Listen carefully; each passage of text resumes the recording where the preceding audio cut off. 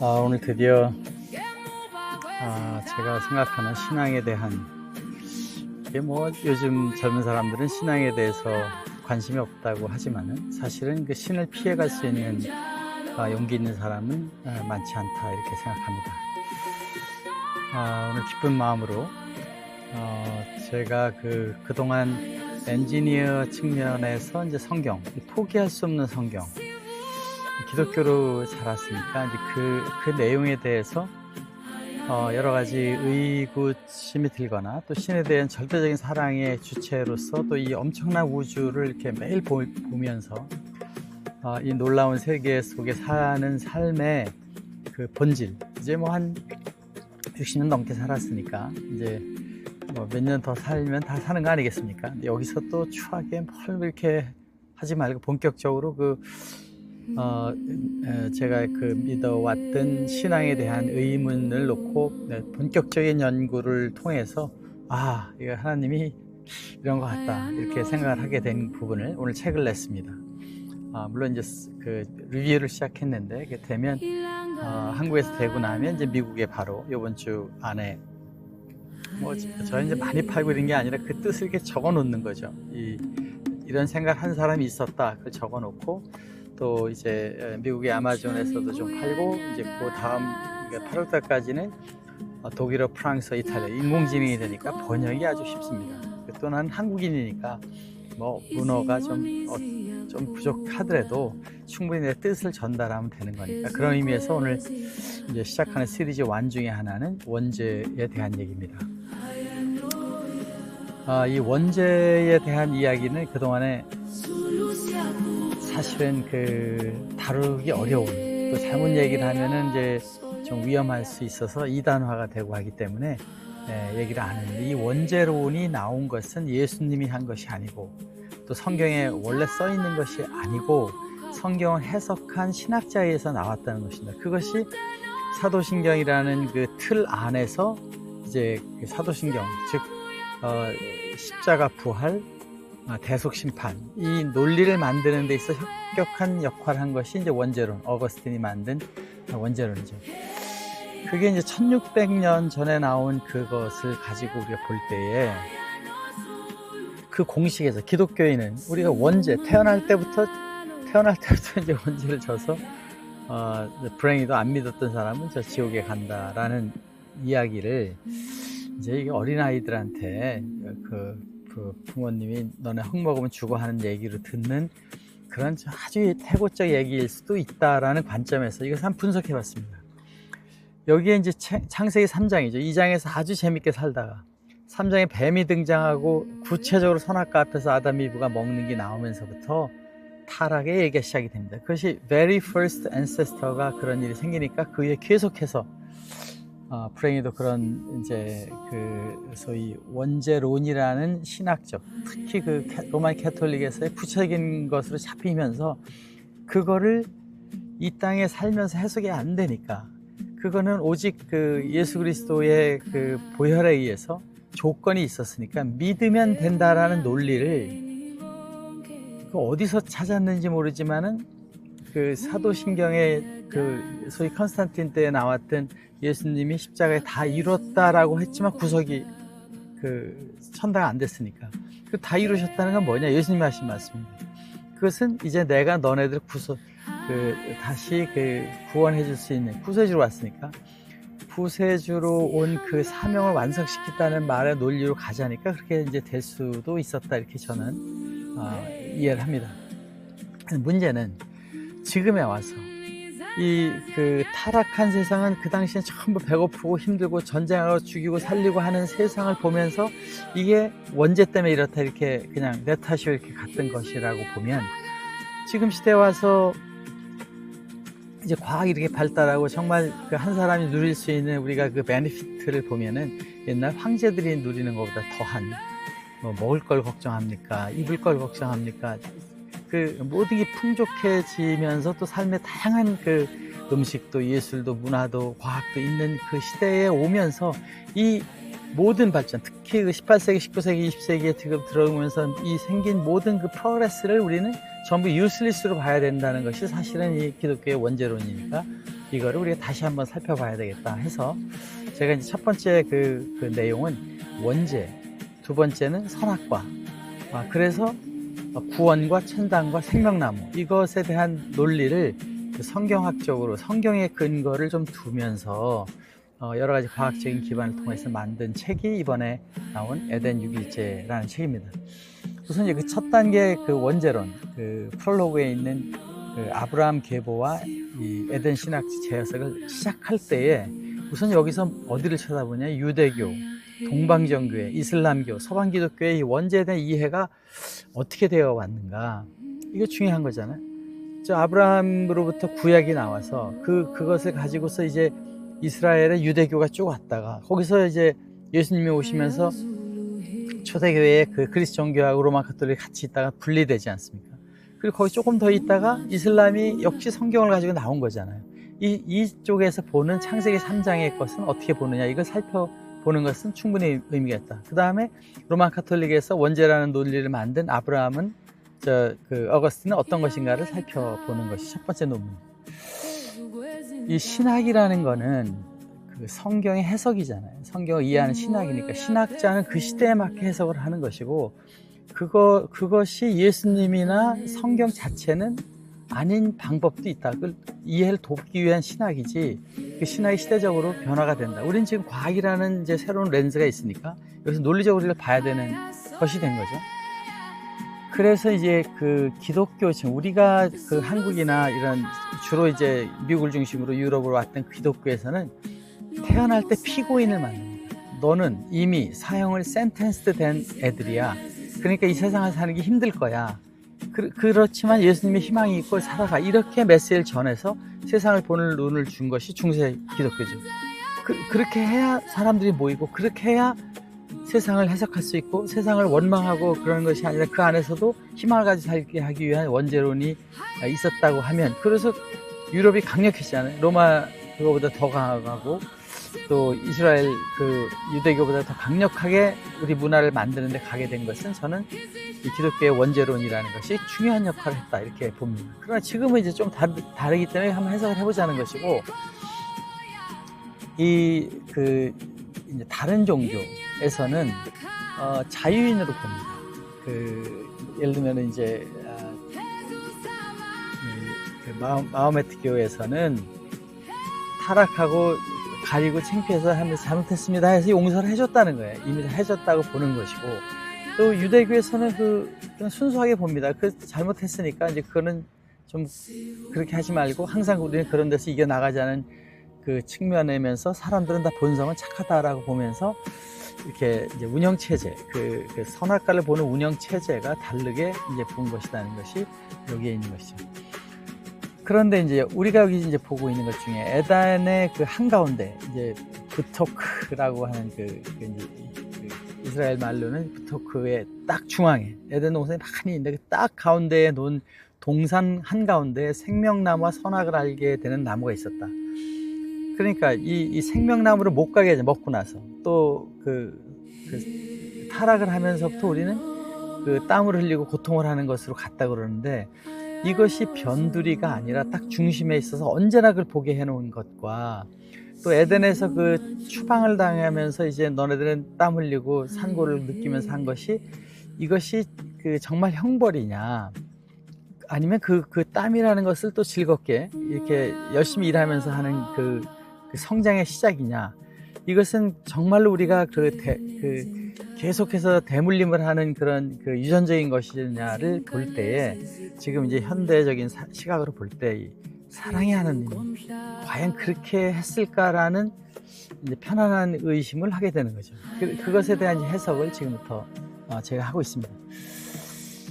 그런데 이 놀라운 일이 하나 있습니다. 로마서 5장 12절, 이게 예수님 말씀도 아니고 사도 바울의 얘기입니다. 로마서 5장 12절에 해석을, 번역을 소위 라틴어로 번역하는 과정에서 어거스틴이 실수를 하게 됩니다. 실수라는 것은 에포라고 되어 있는 원래의 뜻은 아담 같은 죄를 졌는데, 이렇게 이제 해석이 되는 거죠. 헬라어의 원문에는 이것이 그 뭐뭐 때문에, 아담 때문에, 그런 전치사고인데, 아담 때문에를 또 다르게 해석하면 아담 안에서 나왔다라고도 해석할 수 있겠지만, 그것은 아담이 죄를 하나 만들어가지고, 이제 그 후손도 또 그런 거를 보면서 크고 이렇게 넘어가니까, 이 그리스 정교에서는 이것을, 원죄라는 것을, 그런 문화가 자꾸 생겨서 거기에서 사람들이 죄를 져나가게 되는 나쁜 풍토에서 컸다, 병이 들었다, 이렇게 보는 거고, 이 아담의 보편적인 인간 행동에서 나온 거라는 뜻인데, 이거를 이 인코라고 해석을 해서 아우구스티누스의 그 라틴어 오역이 있는 겁니다. 이것은 아담 안에서, 아담으로부터 이제 출발이 됐다 해서 이것이 유전적인 효과가 되는 이제 문제가 이제 발생하게 된 것입니다. 이것은 역사적 사실이고 알려진 사실입니다. 그런데 이것을 그렇게 알고 난 후에도 그 길로 그냥 간 겁니다. 큰 그 기독교적인 신앙에서 이것이 그 중요한 의미를 구원의 측면에서는 같으니까 그 말이 크게 문제가 안 된다 해서 로마 가톨릭의 정설로 그냥 간 거죠. 그 원죄론이라는 걸 그냥 쭉 간 거죠. 이것은 이 논리, 이제서 아구스티누스의 그 신학적인 계엄령이죠. 자, 전부 니들은 죄이냐, 원죄가 있어, 이렇게 하던 그 당시에는 로마에 막 전쟁이 일어나고 붕괴되고 막 그런 상황에서 세상이 너무나 그 죽음과 삶의 공포로 있는 데서 우리가 원죄가 있어서 세상이 이렇다. 그러니까 우리 하나님이, 예수님이 오셔서 부활하시고 우리의 희망을 주니까 거기 믿음을 가야 된다. 이런 식의 이제 믿음이 창출된 거죠. 그러다가 그 11세기 안셀무스가 소위 만족설, 하나님을 만족하려면 우리는 그 신의 명예를 회복하기 위해서 무한한 보상을 해야 된다. 우리가 정말 모든 것을 바쳐서 신을 위해서 노력을 해야만 이것이 된다는 걸 받쳐줍니다. 안셀무스가 더 강력하게 이제 신의 명예, 위대한 신을 위해서 우리는 정말 모든 걸 헌신적으로 해서 해야 된다. 사과 한 번 따먹었는데 여기서는 그렇게까지 강해진 거죠. 이게 칼뱅에 와서 더욱 심해집니다. 이게 형벌 대속론이라 그래서 이제 법정에서 대속하는 거 있잖아요. 누구를 위해서 내가 대신할 때 용서하라는 식의 것을 해서 우리는 태생적 피고인이고 하나님의 공의를, 형벌을 요구하기 때문에 우리가 예수님이 그렇게 해갖고 우리도 그러한 회개하고 반성하는 것을 가야 된다. 이런 논리가 이제 만들어지면서 이 1600년 동안에 정말 하나님 무섭고 심판하고 우리 죄를 졌기 때문에 태초에 정말 그 아담 이브가 진 거로 말미암아 우리 모두는 지금 80억이나 80억분의 1도 아니고 그냥 똑같이 더 증폭이 돼서 가는 게 된다라는 것이, 이게 너무나 비논리적이고 비형법적이고 비합리적인 내용이 되니까 여기에 대해서 의심을 안 할 수가 없게 됐다는 것입니다. 이제 단지 제가 지금 얘기하는 것은 제 생각일 뿐이지 이것이 이러니까 이렇게 하세요도 아니고, 여러분이 그냥 생각하고 여러분들이 이 세상을 사는데 하나님이 사랑하는 것 속에서 자유롭게 정말 신과 대화하면서 사는 것이 필요할 것 같아서 저는 그렇게 믿고 있기 때문에 얘기를 하는 것 뿐입니다. 다른 교회를 한번 살펴봤습니다. 그 천주교에서 예수님 돌아가시고 나서 300년, 400년 후에 나눠지잖아요. 그게 컨스탄틴이 이제 소위 영지주의자로 예수를 신으로 안 보거나 이렇게 하는 데를 분리하면서 거기서 그나마라도 조금 더 우리가 다른 논리로 가고 있는 이제 교회를 간 것이 로마 동방정교예요. 이 동방정교회는 그리스 정교회라고 그래서 지금 상당한 그래도 캐톨릭의 틀을 가지고, 러시아는 전부 이거지 않습니까? 여기서는 원죄를 어떻게 보느냐면, 그렇게 세상이 지금 복잡하고 욕심 많은 사람들이 많고 전부 자기 것만을 위해서 살고 그냥 몇 년 산다고 그냥 돈 더 벌려고 그러고 더 욕심내고 더 명예롭게 하려고 그러고 이렇게 살아가고 있다가 그냥 죽잖아요. 근데 그 삶을 살아가는 그런 분위기, 사회가 다 그러니까 나도 빨리 해야 되겠고 저걸 내가 안 하면 다른 사람이 가져갈 것 같고 막 이게 안달이 돼서 살고 뛰어가고 있고 어떻게든지 더 앞에 가려고 노력하다 살다 보면 어느 날 탁 인생이 정리가 돼서 떠나가지 않습니다. 순간적으로 떠나가는 게 우리 주변에 많이 있지 않습니까? 그런데 그 안에서 그런 물이니까 거기 가다 보면 거기서 빠져나올 수가 없잖아요. 그런 물에서 이제 어떻게 우리가 삶을 가야 되느냐 하는 데 있어서 그런 사회가 만들어진 거 안에서 있는 것이 원죄다, 이렇게 본 겁니다. 아담같이 이렇게 따먹는 사람이 자꾸 나와서 그런 사회가 되니까 다음 세대도 그런 줄 알고 하는 것인데, 이걸 치유하면 된다. 그렇게 살지 말고 편안하게 다른 사람들 많이 돈 벌어서 주고 자기 인생을 열심히 살아가면 되는 것이기 때문에 이 태생적으로 피고인이 돼서 지울 수 있는 게 아니라 이미 우리는 오염된 사람으로 이 세상을 살고 있기 때문에 그것을 정화하고 씻어나가면 된다라고 보는 것이 동방정교회의 이제 원죄에 대한 생각이고, 유대교는 아예 원죄 이런 거 없습니다. 유대교에서는 원죄를 아예 부정합니다. 이게 이렇게 갈립보서 18장 1절에 나온 거예요. 여기에 보면은 아들은 아버지의 죄악을 담당하지 아니할 것이 딱 써 있어요. 아버지의 죄악을 담당하지 않을 것이. 에덴 사건은 우주적 대참사가 아닌 개인의 실수일 뿐이다 이렇게 보는 것이고, 이체르 이원론이라 해서 인간은 선한 충동과 악한 충동이 있다. 따먹고 싶은 것과 따먹지 말라는 것이 이렇게 밸런스되어 있는 데서 인간을 보고 있습니다. 이 충동에서 자기가 식욕, 성욕, 야망 같은 생명의 에너지에 그런 게 있어야 문명이 또 생기고 거기서 절제해야 거기서 사랑의 발전이 일어나잖아요. 그런 의미로 이제 해석을 하고, 이 티슈바라고 해서 그 매 순간 즉각적이고 직접적인 회심이 가능한 자유의지를 우리한테 줬다라고 보는 기본적인 거를 이렇게 본 거죠. 그래서 이제 그 유대교는 이런 것을 원죄 그 피고인, 죽음, 지옥 이런 거 없습니다. 없다는 것이 이제 구약이고, 이슬람은 더 재미있습니다. 이슬람에서는 그 즉각적 용서, 이제 타락하고 나서 이 쿠란에 보면은 아담과 하와는 잘못 직후에 회개했고 알라는 즉시를 용서해가지고 죄의 짐은 없다는 거예요. 우리 태초에 없다는 겁니다. 그리고 피트라라고 해서 우리 인간은 선을 행할 수 있는 순수한 본성을 가지고 태어나 있고, 그 예정된 계획, 지상으로부터의 하강은 형벌이 아니라 처음부터 지구의 대리인으로 삼기 위한 예정된 임무가 시작되는 곳이다. 이렇게 해석을 하고 있지, 심판받아서 예수님 와서 예수가 이슬람에서는 그 신으로 보지 않기 때문에 이제 더 그런 논리가 있을 수밖에 없겠지만, 이제 그런 논리에서 구약을 보는 시점에서 원죄라는 것은 없다. 정리하면은, 그 아브라함 계보에 이제 그 교회가 있잖아요. 이제 기독교, 동방정교회, 유대교, 이슬람. 이 원래 유대교가 시작이 됐죠. 근데 구약에 보면 모세가 애굽에서 그 엑소더스를 할 때도 천당을 가는 거 아니었잖아요. 기름진 가나안 땅에 더 잘 살기 위해서 가는 것이 가고, 다윗이 그 훌륭한 임금님이지 구세주같이 보지는 않잖아요. 다 거기서는 새로 오는 메시아도 다윗처럼 좀 이스라엘을 정의를 구현하고 잘 살게 하는 걸 기대한 것이 현실에서 생각했다는 거예요. 유대교나 이슬람교는 아예 타락을 인정하지 않고, 동방정교회 지금 결과들이 이렇게 좀 사악하게 된 건 그때 따먹는 사람들이나 병들었으니까 치유와 신화를 해서 사랑으로 다시 오면 우리가 된다 이것이고, 이 서방교회에서는 유전이 되고 죄인이고 구원을 믿어서 돼야 되는데 구원이 도대체 믿는 게 어떻게 믿는 건지 잘 모르는 게 계속되고 있잖아요. 그냥 두려움을 항상 줘가지고 교회 와서 헌금하고 교회 그 안식일에 가야만 된다는 그런 고정관념적인 그것을 만들게 된 것이 지금 이제 이 기독교의 사실은 발전을 이제 가는 것이 아니라 그게 문을 닫고 있는 것이고, 그런 얘기를 들을 때 젊은이들은 죄송합니다 이렇게 되는 것이 발생하게 된다는 것입니다. 그래서 이제 요런 이제 제가 생각하고 있는 선악과에 대한 해석은 이제 책에 자세히 나오지만, 선악과는 동산 한가운데, 즉 2장에 천국이잖아요. 창세기 1장의 역사를 쭉 설명한 다음에 2장은 이제 잠시 있었던 에덴의 6일째 이야기, 삶의 얘기를 하는데, 그 속에서 있었던 그 아담 이브가 있을 때 선악과 나무가 가운데 있었다는 거예요. 근데 2장에서는 선악과 얘기가 안 나와요.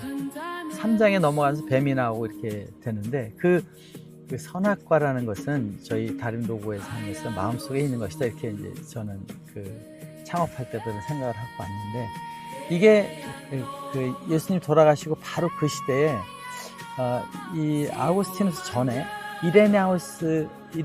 이레나이오스가 이제 기독교 천주교 안에서 이 사람은 아담을 미완성 씨앗으로 보고, 그 에덴은 완성된 낙원이 아니라 자유의지를 통해 하느님 모양을 완성된 나무로 나가는 모양이다.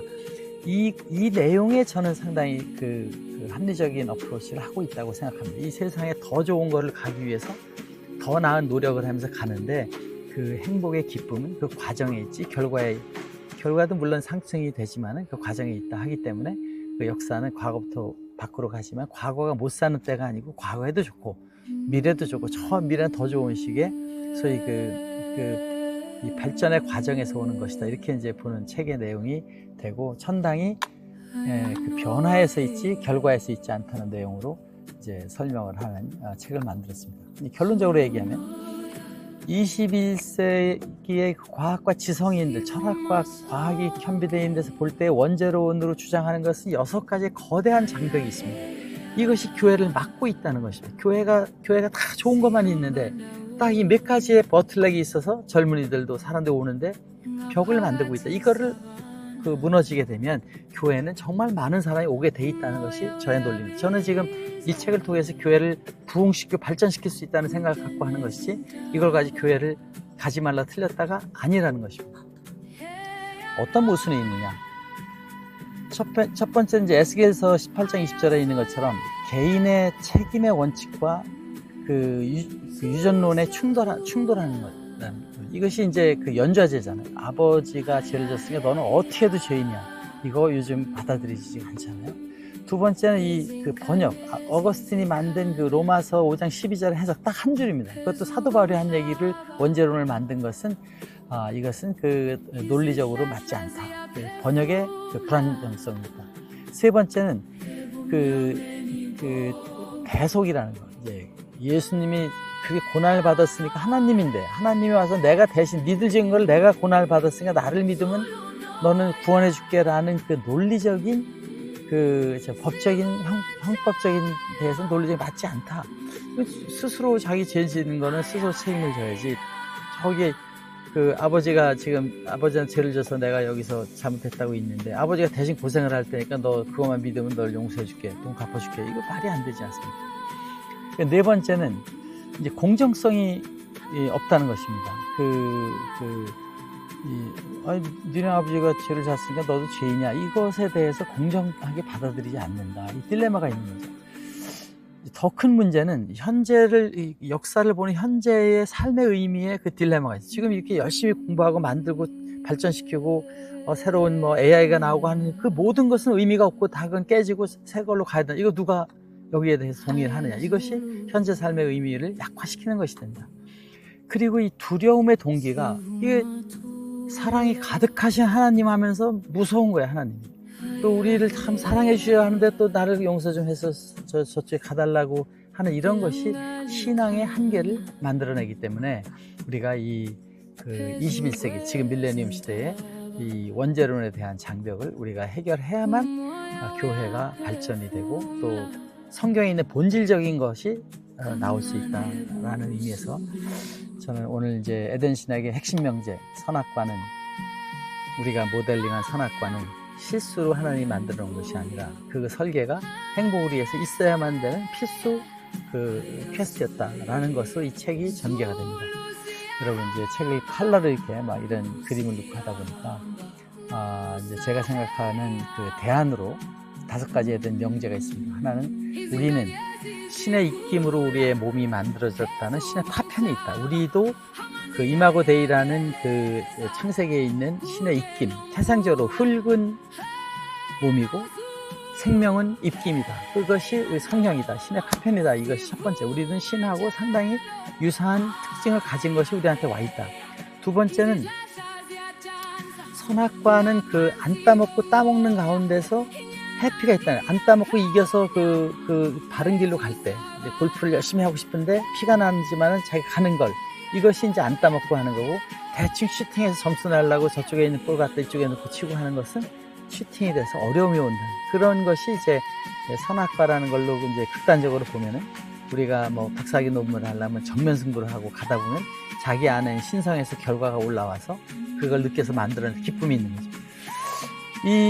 그것을 저는 이제 두 개의 고통, 얼른 보면 하기 싫고 힘들어 보이는 걸 했을 때 오는 기쁨이 있는 화이트 페인과 쉬울 것 같지만은 막상 대충 그렇게 하면 나중에 고통이 오는 다크 페인이 있다. 이렇게 이제 2가지 명제의 소위 선악과를 보는 것이 된 거고, 천국이 저쪽에 가서 그것이 아니라 지금 그 과정을 해나가는 데서 행복이기 때문에 우리는 신의 음성을 듣는 데서 행복 찾아가는 것에 집중해서 가다 보면 마음도 편해지고 그 모든 대인관계도 행복해지고 신과 함께 대화하는 것이 되기 때문에 여기가 천국, 신과 함께 있는 곳이 천국이라는 뜻인데 신이 우리한테 입김을 줬으니까 그 입김 속에서 그 입김의 대화를 나누면서 가는 것이 천국이다. 그랬을 때 우리는 그 신과 인간 간의 사랑의 동기화가 일어나가지고 그 솔라 아모레, 언제나 사랑과 기쁨이 있는 것으로 가는 천국을 되는, 그것이 에덴의 설계의 그 핵심이었다는 것이 이제 저의 그 주장이고, 이런 관점에서 볼 때 성경에 이제 그 OS, 타락해서 대속으로 살아나고 심판해 오고, 예수님이 뭐 구원해 주는데 천국이 마음속에 있는데 마음속에서 천국을 보내주신다는 것은 아니잖아요. 우리가 가난한 자는 이미 천국이다. 자기가 바라는 것을 늘 정직하고 투명하고 정정당당하게 갈 때 행복이 있는 거니까 그 두려움이 없는 사랑의 OS로 우리가 장착하는 것. 두려움의 OS는 자기가 자꾸 더 욕심을 내고 더 많은 걸 뭐 하려고 그러고 이렇게 더 세상적인 눈으로 볼 때 거기서 마음이 불안해지고 항상 인생이 힘들고 이런 생각이 오는 거기 때문에 우리는 이제 창조의 동반자로 모든 사람들이 이 세상에 함께 멋진 세상을 만들기 하고 그 핵심 논리는 아주 간단한 문장. 동산 한가운데 선악과 나무가 있으니 따먹으면 정육 먹고 죽으리라. 여러분들에게 축복을 내리는데 생육하고 번성해서 세상을 주관하라는 것에는 땀을 흘려야 되는 건데 그 땀이 힘들게 느껴지는 건 따먹는 때 힘든 거고 따먹지 않을 때는 그 땀이 행복으로 가는 것이 이제 만들어진다는 것이 제가 생각하는 그 내용이고, 그동안에 이제 그 원죄에 대한 얘기는 1차 문헌, 지금 2차 문헌 이제 지금 요즘에 많이 그 새로운 발전되는 것이 있어서 우리는 이 행복한 새 세상을 만드는 데에 간다. 제가 오늘 이제 기쁜 마음으로 그 정말 오랫동안 정리하는 거를 갔는데 이 책을 쓰면서 정말 이거 내가 쓰는 건지 그 영감이 이렇게 와 쓰는 건지 모를 정도로 많은 것을 사실은 마무리 단계를 갔는데, 박사학위 논문 쓸 때도 논문 쓸 때 한 30-40분 일어나잖아요. 그 전에 했던 것이. 이것도 마찬가지 책을 쓰면서 생각하면서 적으면서 또 인공지능이 있으니까 뭐 자료를 도서관에서 안 찾아도 다 되잖아요. 빨리 찾으면서 오늘 첫 이제 그 책을 2개 출판사에 보냈습니다. 이제 한 군데는 한 2달 정도 심사를 한다고, 한 군데는 2-3일이면 된다는 POD로 나가니까 가격이 칼라가 많기 때문에 프린팅 가격이 꽤 돼서 제가 이제 그 소장하려고 몇 개 하는데도 5만 원씩, 5만 몇천 원 내야 된다는 거예요. 판매 가격도 아마 조금 비쌀 것 같은데 이게 많은 분들이 좀 관심을 가지고 또 이제 그 이북으로도 이제 내일 좀 작업해서 만들려고 하니까 하고, 이번 주 안에 이제 미국의 아마존에도 하고 또 독일어하고 이탈리아, 스페인어까지 만들어서 8월 7일까지는 전 세계에 첫 버전을 내고, 이 책이 5권짜리입니다. 그래서 이제 지금 이번에 내는 350페이지 정도 되는 거는 전체적인 흐름이면 쉽게 되는 거로 가고, 그 다음 부분은 이제 한 800페이지 되는데 그 상권 하권으로 나눠서 좀 자세하게 가고, 그 다음에 이제 4번째 책은 신학자들이 볼 때 충분히 그 신학적인 그 근거와 배경을 가지고 쓴 부분에 약간 어려운 얘기들로 쓰고, 그리고 이제 맨 마지막 5번째는 기독교 핵심이 되고 있는 사도신경을 밀레니엄적으로 재해석하는 것을 이제 한 권의 책으로 또 내게 돼서 5권이 아마 내년까지, 지금 책은 다 썼는데 이제 그런 작업을 해서 순서대로 나갈 예정이십니다. 아무튼 많은 성원과 여러분들 행복한 이 세상에 살고 있는 것을 위한 이제 마지막 제 삶의 노력을 한다 이렇게 생각을 하고 있는데, 저는 역시 다림의 이 아이스튜디오를 열심히 하고 또 시뮬레이터를 열심히 만들고 또 지금 새로운 걸 만드는 것이 저의 탤런트고 거기 행복이기 때문에 그걸 열심히 성실하게 해서 사람들로부터 사랑을 더 받고 그 안에 베이스가 되는 이 오퍼레이팅 시스템을 지금 새로 제가 생각하는 성경의 이야기를 가지고 이제 해나가고 있습니다. 여러분 멋진 그 책자가 되도록 노력하고 여러분도 많은 관심을 가지고 사랑을 주시기 바랍니다. 감사합니다.